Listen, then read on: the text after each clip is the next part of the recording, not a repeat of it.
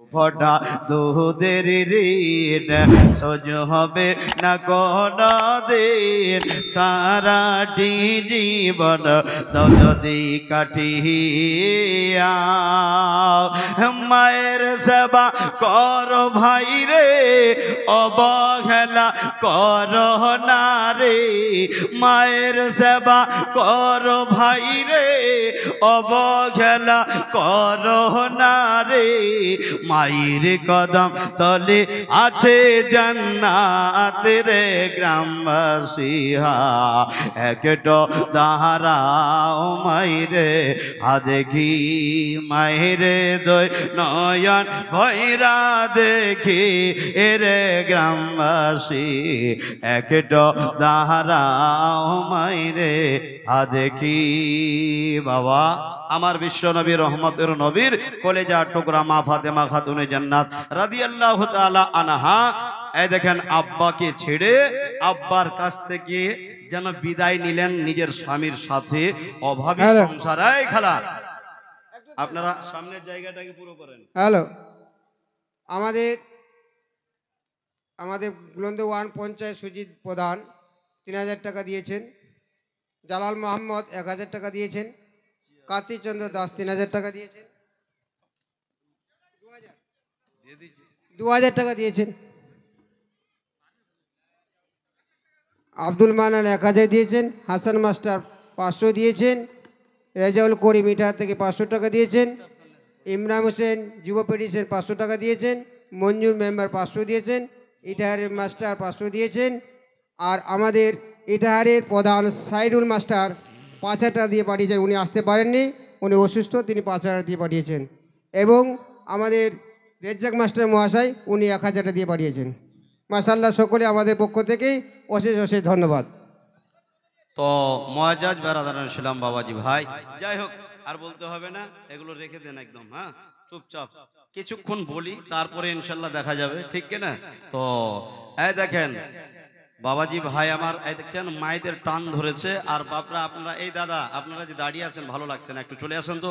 বক্তব্যর মাঝখানে আধা ঘন্টা টানা বক্তব্য চলবে, ঘাবড়াবার কিছু নাই।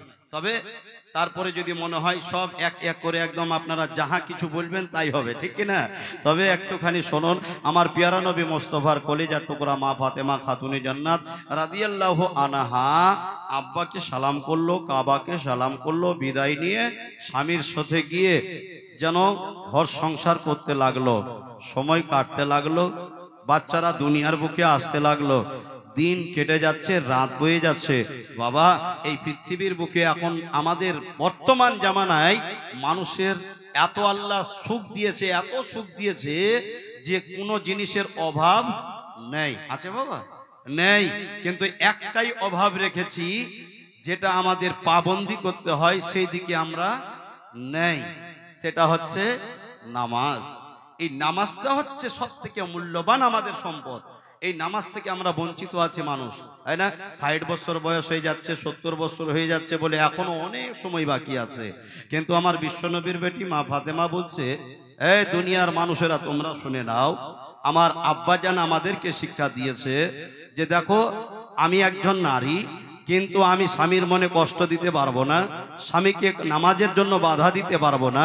আমাদের বাড়ি দুঃখ জ্বালা কষ্ট যতই হোক না কেন, জিন্দিগিতে কোনোদিন নামাজ ছাড়তে পারবো না। জোরে বলেন, আরো জোরে।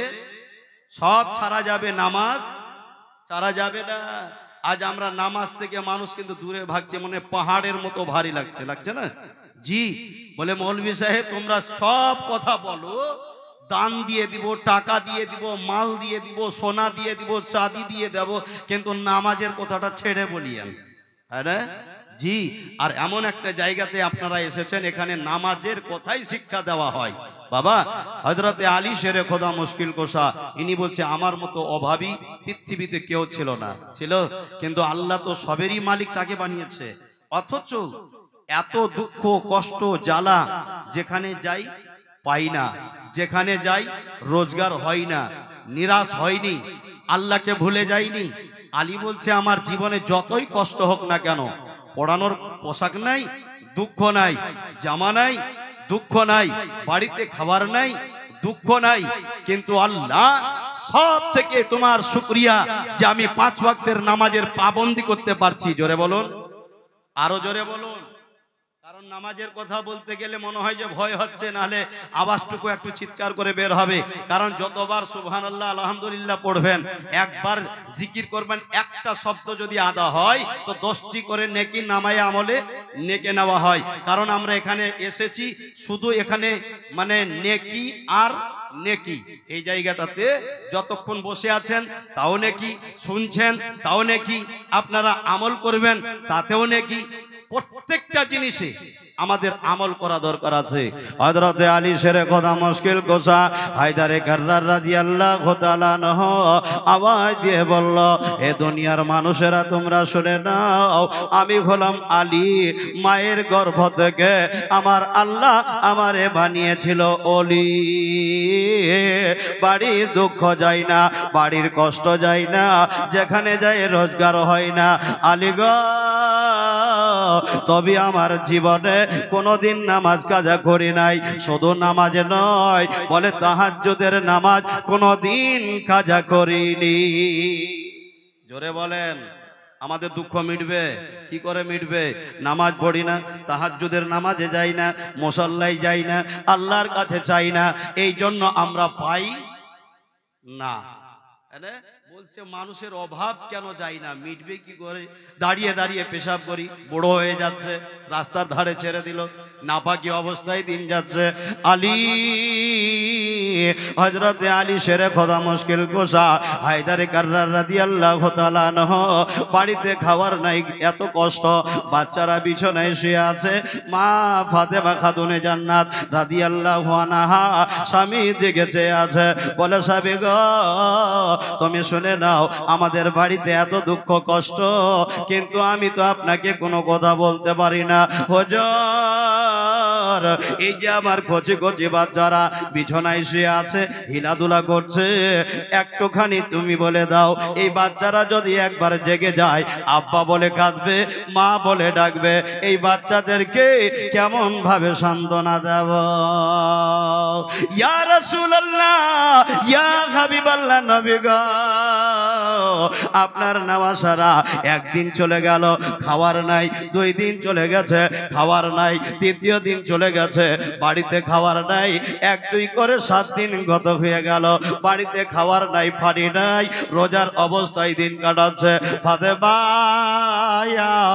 বাচ্চাদের দিকে চেয়ে আছে, আমার কচি কচি বাচ্চারা না খেয়ে পানি পান করে রোজার অবস্থায় দিন কাটাচ্ছে। আলী বলছে, আমিও রোজা ইফতারি করি যেন পানি পান করে, সেহরি খাই যেন পানি পান করে। ইয়া রাসূলুল্লাহ, ইয়া হাবিবাল্লাহ, নবী গো, আমাদের বাড়ির কি দুঃখ মিটবে না? আমাদের কষ্ট কি যাবে না? আলী শেরে খোদা মুশকিল কোশা ফাতেমার দিকে চেয়ে আছে, ফাতেমা আলীর দিকে চেয়ে আছে, এইদিকে আব্বা জানের হুকুম হয়ে আছে, আলী তুমি ফাতেমার মনে কষ্ট দেবে না। ফাতেমাকে আওয়াজ দিয়েছিল, বলে বেটি ফাতেমা, তুমি আলীর মনে যেন কষ্ট দেবে না, কেননা তোমার আলী যদি দুঃখ পায়, আমি নবী মুস্তাফা বড়ই কষ্ট পাব। যতই বাড়িতে দুঃখ জ্বালা থাক, রোজগার নাই হোক, কিন্তু তুমি স্বামীর মনে কষ্ট দেবে না।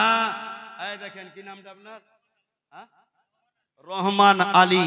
এই দেখছেন, সুবহানাল্লাহ, দিয়েছে 500 টাকা দান। আল্লাহ যেন বানিয়ে দেয় এই রহমান সাহেবকে বড় ভাগ্যবান, সুবহানাল্লাহ, আর করে দেয় যেন সুন্দরভাবে একটা স্থান। জি, তো বেরাদার, আপনারা দেবেন আমি জানি, কিন্তু এখনো পর্যন্ত এই যে বর্ডারটা পুরো হলে না, হ্যাঁ না, এটা পুরো হলো না। আপনারা যতটাই মানে সামনের দিকে ক্যাপচার করে রাখবেন, এক এক করে বক্তব্য আপনারা বক্তাদের জবানে শুনতে থাকবেন। কারণ ঝাড়খণ্ড থেকে ছুটে এসেছেন মুফতি জাহাঙ্গীর আলম, তারপরে আমাদের বহু পুরানা জীবনী গায়ক, জীবনী বক্তা, সুরের রাজা, সেটা হচ্ছে হুজুর মৌলানা শাহজাহান কাদরি সাহেব। ওনার মূল্যবান বক্তব্য আমাদেরকে শুনতে হবে। আমি নাচিস গুনাহগার আপনাদের সামনে যেন কিছুক্ষণ সময়ের জন্য এসেছি, একটু পিছের জায়গাটাকে ছেড়ে সামনে আসতে পারবে না? এই খালা, এদের তো হয়ে গেছে জ্বালা, এরা এখনো পর্যন্ত বাড়ি ছাড়তে পারেনি, প্রায় রাত্রি এই দেখেন 10টা 20 একবার সালাতু সালাম পড়েন তো দাঁড়িয়ে, ইয়া নবী। একটু দাঁড়িয়ে যান দেখি, একটু চলে আসেন সামনের দিকে, আসেন আসেন সামনে বেড়ে যান, সুবহানাল্লাহ।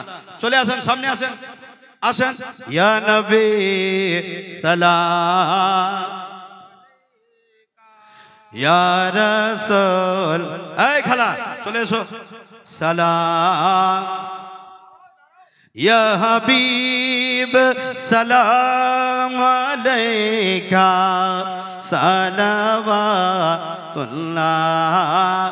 আলাইকা। সামনে সামনে, একটু সামনের দিকে চলে আসেন, ভালো লাগবে। আর আপনারা সামনে হয়ে বসে যান, একদম নিজে বসে যান। সুবহান,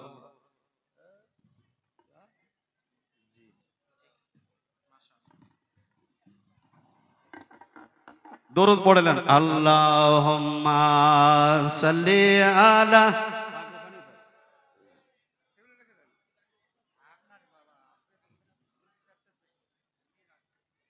ওয়ালা আলে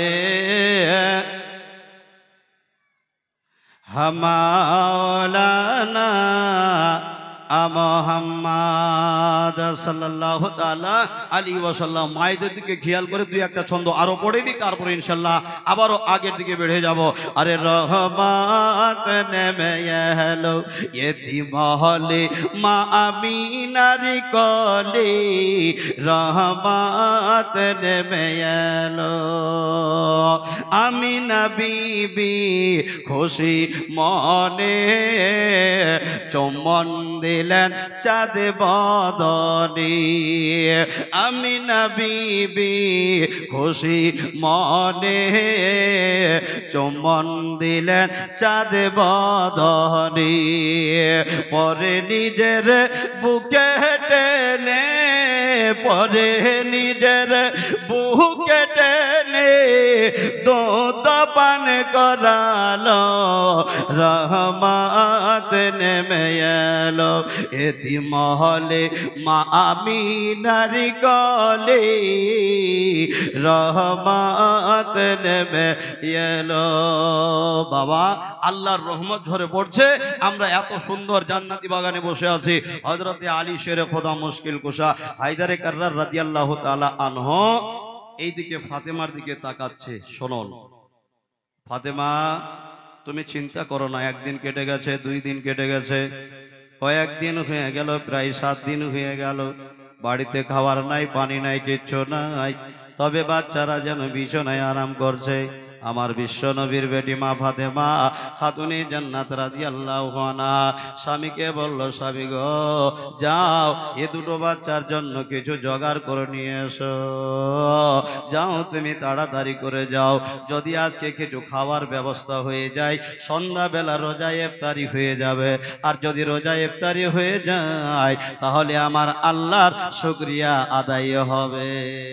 জোরে বলুন, যাও। হযরতে আলী শেরে খোদা মুশকিল কুশা মা ফাতেমার দিকে আওয়াজ দিয়ে বলল, হ্যাঁ ফাতেমা, তুমি চিন্তা করো না, চিন্তা করো না, আমি চলে যাচ্ছি ঠিকই আছে, কিন্তু একটা কথা বলে যাই, তোমাকে বলি, এ দুজন বাচ্চা যেন বিছানায় যখন আরাম করছে, এই বাচ্চারা যদি একটু হিলাধুলা করতে শুরু করে দেয়, ফাতেমা তুমি যেন কোরআন খানি যেন শুরু করে দেবে, কোরআনের তেলাওয়াত শুরু করে দেবে, আর যেই জায়গাতে কোরআনের তেলাওয়াত হবে ওই জায়গাতে অসংখ্য আমার আল্লাহর রহমত হবে। ফাতেমা, এই কোরআনের বাণী এতই মধুর বাণী, যেখানে কোরআন তেলাওয়াত হয় ওই বাচ্চারা সেখানে যেন আরাম করছে, যখনই তুমি কোরআন পড়বে তোমার বাচ্চারা বিছানা থেকে জাগবে না, আবার সুন্দর করে বিছানায় শুয়ে যাবে। জোরে বলুন, যাও। এই কথাগুলো বলে দিয়ে আলী ভাবছে, রাব্বুল আলামিন আমি যাব তো যাব কি করি, আমার কাছে টাকা নাই, পয়সা নাই, করি নাই, আমি কোথায় থেকে রোজগার করে নিয়ে আসবো। বড় ভাবছে, আল্লাহ রাব্বুল আলামিনের কাছে আওয়াজ দিয়ে বলছে, রব্বুল আলামিন আমি এতই যেন হতভাগা হয়ে গেছে, যাব তো যাব কি করে। আমার বিশ্ব নবীর বেটি মা ফাতেমা খাতুনে জান্নাত রাদিয়াল্লাহু আনহা কয়েকটা টাকা হাতে জোগাড় রোজগার করা ছিল, নিজের গাদলাগুলো সেলাই করা, দাগলা সেলাই করে 1 পয়সা 2 পয়সা করে 1 আনা 2 আনা করে কয়েকটা টাকা জোগাড় করে রেখেছি। হযরত আলীকে ডাক দিয়ে বলল, স্বামী গো, তুমি হলে আমার মাথার তাজ, তুমি চিন্তা করো না, চিন্তা করো না, তুমি যাহা কিছু ভাবছো ভাবতে হবে না। এই যে কয়েকটা টাকা আছে, এই কয়েকটা টাকা নিয়ে তুমি বাজারের দিকে ছুটে যাও, আমার বাচ্চাদের জন্য খাবার নিয়ে আসবে।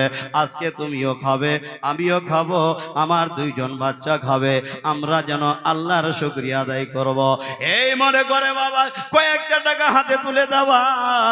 রাস্তা দিয়ে চলে যাচ্ছি, বহু দূরের রাস্তা যেতে যেতে হঠাৎ করে একজন মানুষ সামনে এসে দৌড়াতে দৌড়াতে দাঁড়িয়ে গেছে, বলে, হুজুর আপনি কোথায় চলে যাচ্ছেন? হুজুর গো, আমি আপনার কাছেই যাচ্ছিলাম, কেননা আমি শুনেছি আপনি নাকি একজন সখী, আপনি হলেন দিলদার মানুষ, আপনার হাত লম্বা, আপনি নিজেই যেন দুঃখ সইতে পারেন, অপরের দুঃখ সইতে পারেন না। এই জন্য হুজুর আমি আপনার কাছে যাচ্ছিলাম, আমার বাড়ির দুঃখ জ্বালা মিটে না। আবার কচি কচি বাচ্চারা 1 নয় 2 নয় করে আজ থেকে নিয়ে 7 দিন হয়ে গেল আব্বা আব্বা বলে কাঁদছে, মা মা বলে ডাকছে, বলে হুজুর গো, যদি আপনার কাছে কিছু থেকে যায় তাহলে আমার হাতে দিতে গেলে আমার বাচ্চাদের মুখে একটুখানি হাসি ফোটা দাও, বাচ্চারা যদি হেসে যেত আমার আল্লাহর শুকরিয়া আদায় করতাম। আরো জোরে সবাই মিলে। এই জন্য আলী বলছে, এই দুনিয়ার মানুষেরা শোনো, আমি হলাম আলী, আর আল্লাহ আমাকে পরিবর্তন করে করেছে আল্লাহর ওলি। মায়ের পেট থেকে আমি আলী সব কিছু বুঝতে পারি, তোমরা কিসের জন্য আমার কাছে আসছো ছুটে? হযরতে আলী শেরে খোদা মুশকিল কুশা লোকটাকে জিজ্ঞাসা করছে, বাবা তোমার বাড়ির দুঃখ জ্বালা? বলে, হ্যাঁ, কচি কচি বাচ্চারা না খেয়ে দিন কাটাচ্ছে, মা বলে ডাকছে, আব্বা বলে কাঁদছে, ওই বাচ্চাদের মুখে আহার দিতে পারছি না। বলে, হুজুর যদি কিছু থেকে যায়, যদি দিতেন তাহলে আমি আল্লাহর শুকরিয়া আদায় করতাম। হযরতে আলী শেরে খোদা মুশকিল কুশা আকাশের দিকে চেয়ে যে কয়েকটা টাকা মা ফাতেমা খাতুনে জান্নাত রাদিয়াল্লাহু আনহা হাতে দিয়েছেন, এই কয়েকটা টাকা চট করে বের করে যেন এই অভাবী লোকের হাতে তুলে দিলেন। জোরে বলুন, আরো জোরে। এই টাকাগুলো দেওয়ার পরে আলীর যেন মন ভালো নাই, আলীর মন ভালো নাই, বাড়ি থেকে ছুটে আসে মা ফাতেমা খাতুনে জান্নাত রাদিয়াল্লাহু আনহা। এইদিকে অপেক্ষা করছে আমার স্বামী বাড়ি ফিরে আসবে, আজ বাচ্চাদের জন্য ব্যবস্থা করে নিয়ে আসবে, বাচ্চাদেরকে খাবার দেব, আমরা যেন রোজার অবস্থায় দিন কাটাচ্ছি। এই মনে করে রাস্তা দেখতে না তাকাচ্ছে রে বাবা, দরজায় এসে আলী যেন দাঁড়িয়ে গেল, আর সামনে দাঁড়িয়ে যাওয়া মা ফাতেমা চট করে দরজা খুলে দিয়েছে, দেখছে আলীর মনটা খুব একটা ভালো নাই, আলীর দিকে চেয়ে আছে। বলে, স্বামী গো, তোমার মনটা কেন ভারী? তুমি একটুখানি ভিতরে চলে আসো। ফাতেমা, তুমি আমারে ডাকছো, আমি ভিতরে যাব ঠিকই, কিন্তু আমার মন ভালো নাই, ভালো নাই। এই জন্য মনটা ভালো নাই যে কয়েকটা টাকা তুমি আমার হাতে দিয়েছিলে, আমি তো রোজগার করতে পারি না, আমি বাচ্চাদের খাবার জোগাড় করতে পারিনি, তোমাকে খুশি করাতে পারি নাই। কয়েকটা টাকা তুমি যে আমার হাতে তুলে দিয়েছ, এ কয়েকটা টাকা আমি যেন ফকিরের হাতে দান করে দিয়েছি। জোরে বলুন, দান দেওয়ার কারণে আমি খালি হাতে বাড়ি আসলাম, আমার মন খুব একটা ভালো নাই, মনটা যেন ভালো লাগছে না। তবে ফাতেমা একটা কথা বলি, আমি একটু বাড়ি থেকে বাহিরে চলি। বলে, কোথায় যাবে? বলে, আমার নবী পাকের দরবারে। বলে, কেন? নবীর দরবারে যদি একটুখানি যাই, কোরআনের তেলাওয়াত শুনবো, আর কোরআনের তেলাওয়াত যদি শোনা যায় তাহলে মনটা হয়তো ভালো হয়ে যাবে। জোরে বলুন।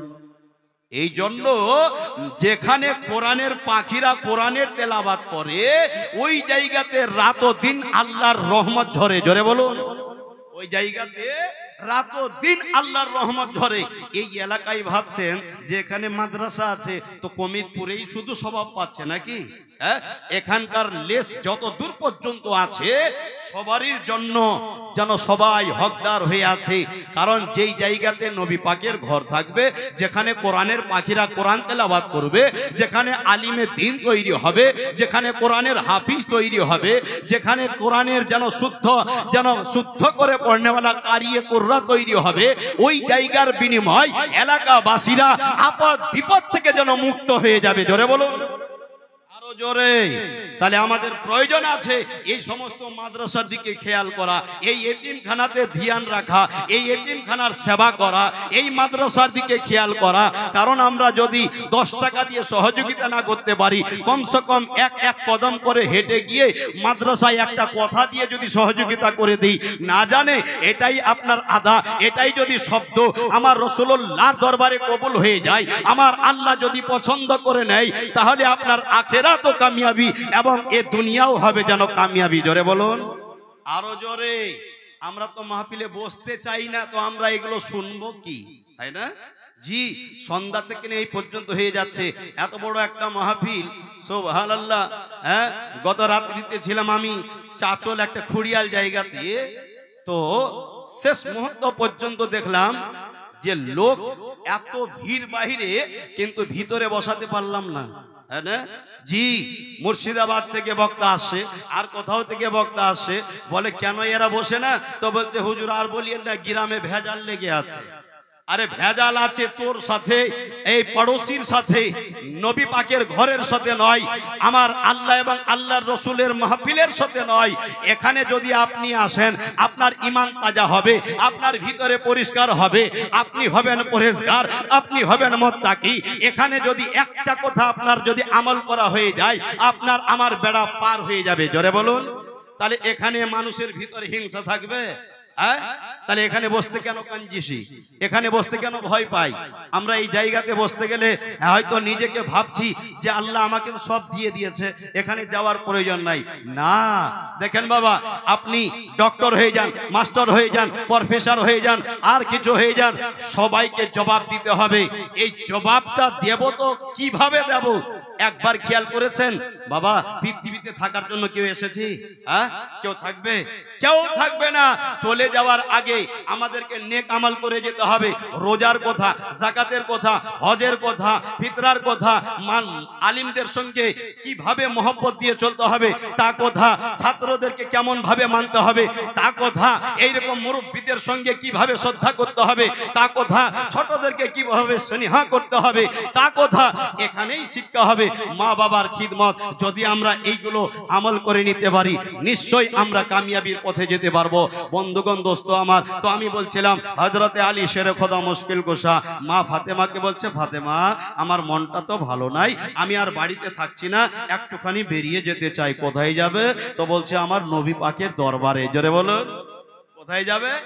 আমার নবীর দরবারে। আচ্ছা বাবা, এখানে অনেকজন হয়তো হাজি বসে আছে, নাই? হাজি আছে না? যাদের নসিবে লেখা ছিল তারা মক্কা মদিনায় গিয়ে নবী পাকের রওজার দিদার করে এসেছে, তাই না? তো টাকা থাকলেই যে মক্কা মদিনায় যাওয়া যাবে সেটাও না, তাই না? আর যদি আপনার কাছে না থাকে, আমার রাসূলুল্লাহর যদি ডাক হয়ে যায়, এইরকম ঘরের সঙ্গে যদি মহব্বত জোড়া থাকে, কানেকশন যদি এখান থেকে আপনার মক্কা মদিনা পর্যন্ত রিলেটিভ হয়ে যায়, তাহলে খোদার কসম বিনা টাকাতেও কোথায় থেকে টাকা জোগাড় হবে আপনিও অনুভব করতে পারবেন না। মহান আল্লাহর হুকুমে আপনি হয়তো অভাবী মানুষ ছিলেন, কিন্তু মক্কা মদিনায় গিয়ে জিয়ারত করে ফিরে আসতে পারবে। জোরে বলুন, পারবে কিনা? কিন্তু চাই মহব্বতে রসুল, চাই মহব্বতে রসুল, আশিকে মুস্তাফা। আমরা হুসেনি মুসলমান বসে আছি, আমরা সুবহানাল্লাহ বলতে কঞ্জুসি করব না, বুঝে যাবেন। জি, তো এই দিকে আলী বাড়ি থেকে বেরিয়ে গেল। মা বোনেরা আবার শুনুন, হযরতে আলী শেরে খোদা মুশকিল কুশা যেতে যেতে যেতে যেতে হঠাৎ করে বেশ কিছুক্ষণ দূরে যাওয়া দেখছে একটা মানুষ যেন সাদা পোশাক পরে আছে, মাথায় পাগড়ি বাঁধা আছে, নুরানি চেহারাওয়ালা, যেন লোকটা সামনে এসে দাঁড়িয়ে গেল। আলী, তুমি কোথায় চলে যাচ্ছ গো? তুমি দাঁড়াও, একটুখানি তুমি দাঁড়িয়ে যাও। আলী কিন্তু চেনে না লোকটা কোথায় থেকে আসলো। লোকটা কে ছিল? মাথায় পাগড়ি বাঁধা আছে, লোকটার সুন্দর পোশাক, নুরানি চেহারাওয়ালা লোক। কিন্তু বাবা হঠাৎ করে আলী যেন থমকে গেল, দাঁড়িয়ে গেল। আলী যেন জিজ্ঞাসা করে, কেন আমাকে দাঁড় করলে? বলে, আলী গো, তুমি বলো তো, ওই দিকে তুমি একবার তাকিয়ে দেখো, ওই যে একটা উট বাঁধা আছে, ওই উটটা তোমাকে কেমন লাগছে? আলী বলছে, খোদার কসম, উটটা দেখতে এতই সুন্দর, যদি আমার কাছে টাকা হতো, পয়সা হতো, গিয়ে আমি উটটাকে কিনে নিয়ে আসতাম। জোরে বলুন, আরো জোরে। দেখবেন যখন মানুষের টাকা থাকবে তো ভালো জিনিস কিনে পাবে না, নাকি বলেন? হ্যাঁ, টাকা আছে কিন্তু ওই জিনিসটা দেখা যাচ্ছে না। আর যখন টাকা নেই তো দেখছেন যে হীরা এসে গেছে সামনে, কিন্তু পকেটে তো টাকা নেই, লিব কি করে? ওই হীরার দাম তো বিশাল, তাহলে লিব কি করে? সোনার উট বাঁধা আছে গাছের সঙ্গে। আলীকে জিজ্ঞাসা করছে, আলী তুমি বলো তো এই উটটা কেমন লাগছে? আলী আওয়াজ দিয়ে বলছে, ভাই এত সুন্দর লাগছে, মনটা ভরে গেল, কিন্তু পকেট ফাঁকা, আমার কাছে নাই টাকা, কিভাবে নিতে পারি, এই জন্য আমি নিতে পারছি না। লোকটা বলছে, আলীকে বলে, হুজুর একবার বলে দিন কয় টাকা দাম দিতে পারবেন? আলী বলছে, ভাই আমার কাছে টাকা নাই, আমি বলবো তো বলবো কি করে, আমার মতো অভাবী দুঃখ জ্বালা কারো নাই, এই জন্য আমি দাম বলতে পারবো না। আলী একবার যেন খুলে বলে দেন, আপনাকে টাকা দিতে হবে না, আপনাকে উটটা আমি বাকিতেই দিয়ে দেব। জোরে বলুন। লোকটাকে চিনে না, জানে না, কোনোদিন সাক্ষাৎ হয়নি, অথচ বলছে বাকিতেই দিয়ে দেব। এটা কি করে সম্ভব? দুর্গাপুর হাট নাকি? আপনাকে জিন্দগিতে কেউ চিনে না, আর হঠাৎ করে একটা খাসি কিনেছেন, 2000 টাকা ঘেটে গেছে, দেবে বাকিতে? দেবে? দেবে না, হয় না? আপনাকে বলবে চিনিনি, আপনাকে চিনে না, জানি না, কোনোদিন সাক্ষাৎ হয়নি, আর তুমি বাকিতে লিবা? লিতে হবে না, যাও। কিন্তু আলীকে বলছে, আলী আপনাকে বাকিতে দিয়ে দেব, শুধু বলতে হবে ক টাকা দিতে পারবে। আলী বলল, এই উটের দাম আমি যেন 200 টাকা দেব। জোরে বলেন, আরো জোরে। কত টাকা বললো? 200 টাকা। আলীর কাছে টাকা নাই। দেখেন কি ঘটছে বাবা, আলী 200 টাকা দাম দেবে। আলীকে যেন লাগামখানা ধরিয়ে দিয়েছে, আর লাগামখানা ধরিয়ে দেওয়ার পরে আলীর মনটা গেল ভরে। আলী গো, এবার লাগামখানা ধরে নিয়া বাড়ির দিকে ছুটে যাচ্ছে। আর যেতে যেতে যেতে যেতে হঠাৎ করে আবার অর্ধেক রাস্তায় যাওয়া আর একজন মানুষ এসে সামনে যেন দাঁড়িয়ে গেল। আলী দাঁড়াও, কোথায় যাচ্ছেন? তো বলছে, বাড়ি যাচ্ছি। আচ্ছা, একটা কথা জিজ্ঞাসা করব। বলে, কি? এত সুন্দর উট তুমি কোথায় থেকে নিয়ে আসলে? এই উটটা কোথায় নিয়ে যাচ্ছ? তো বলছে, হুজুর আমি এই উটটা কিনে নিলাম। আচ্ছা, তো কোথায় নিয়ে যাচ্ছ? বাড়ি নিয়ে যাবে? বলে, হ্যাঁ, অনেক দিন হয়ে গেল রোজগার করতে পারে নাই। মা বোনেরা গো, একটু জায়গাগুলোকে গোছিয়ে বসে যান, ভালো লাগবে। মা বোনেরা শুনুন, হযরতে আলী শেরে খোদা মুশকিল কুশা হায়দার কাররার রাদিয়াল্লাহু তাআলা আনহু এবার যেন বাড়ির দিকে ছুটে যাচ্ছে। এবার যেন চট করে দাঁড়িয়ে গেল। বলে, বলো তো তুমি কেন আমাকে বারবার করে জিজ্ঞাসা করছো? অনেক দিন হয়ে গেল রোজগার করতে পারি নাই, আজকে যদি আমার হাতের উটটা বাড়িতে ফাতেমা দেখে নেয়, মনটা যেন ভরে যাবে। ইমামে হাসান হোসেন যদি দেখে নেয়, তাদের মন যেন ভরে যাবে। ভরবে কিনা? বহুদিনের পরে যদি কিছু টাকা রোজগার করা হয় আপনার বাড়িতে, আমার বাড়িতে, মন কিন্তু খুশি হয়ে যাবে, হবে না বাবা? হ্যাঁ, তো এই টাকাগুলোকে নিয়ে যদি বাড়ি যাওয়া যায় তো এতটা খুশি। আজকে তো একটা সোনার কালারের একটা উট নিয়ে যাচ্ছে বাড়ি, তো মনটা আনন্দ হবে না? টেনে নিয়ে যাচ্ছে। লোকটা বলছে, একটা কথা জিজ্ঞাসা করতে চাচ্ছি, আচ্ছা ভাই বলেন তো এই উটটা কি বিক্রি করবে? তো বলছে, হ্যাঁ বিক্রি করে দেব। বলে, কতই নিয়েছ? বলে, আমি যতই নিয়েছি, এই উটটা যদি তুমি নিতে চাও, এই উটের দাম 400 টাকা দিতে হবে। জোরে বলুন, জোরে বলুন, সবাই মিলে বলুন। মনে হচ্ছে যে কমজোরি ব্যাটারি, আপনারা চার্জ উঠাবেন কিন্তু বসে যাচ্ছে না। এখানে যদি আওয়াজ বেরিয়ে যায়, খোদার কসম এই আওয়াজটা কিয়ামতের দিন, যেদিন বিপদে পড়বেন সেই দিন কিন্তু কার্যকারী হয়ে যাবে। জোরে বলেন, আরো জোরে। আওয়াজ সব সময়ের জন্য আপনাদের বের হতে থাকবে। তবে এই দেখেন, আলী উটটাকে 400 টাকাতে বিক্রি করলো। বাড়ি থেকে যাচ্ছে বাবা, হাতে করে টাকাগুলো নিয়েছে, গিনছে আর বাড়িতে যাচ্ছে।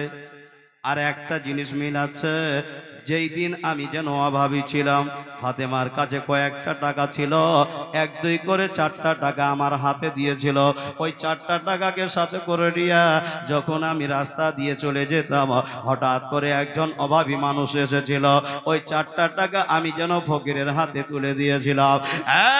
রব্বুল আলামিন, জানি না যারে তুমি চাও ইজ্জত দাও, যারে তুমি চাও বেইজ্জতি করে দাও।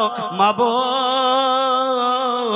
মনে হয় আমার আল্লাহ ওই 4 টাকার বিনিময় আজকে 400 টাকা দিয়ে আমাকে খুশি করে দিয়েছে। জোরে বলুন, আরো জোরে।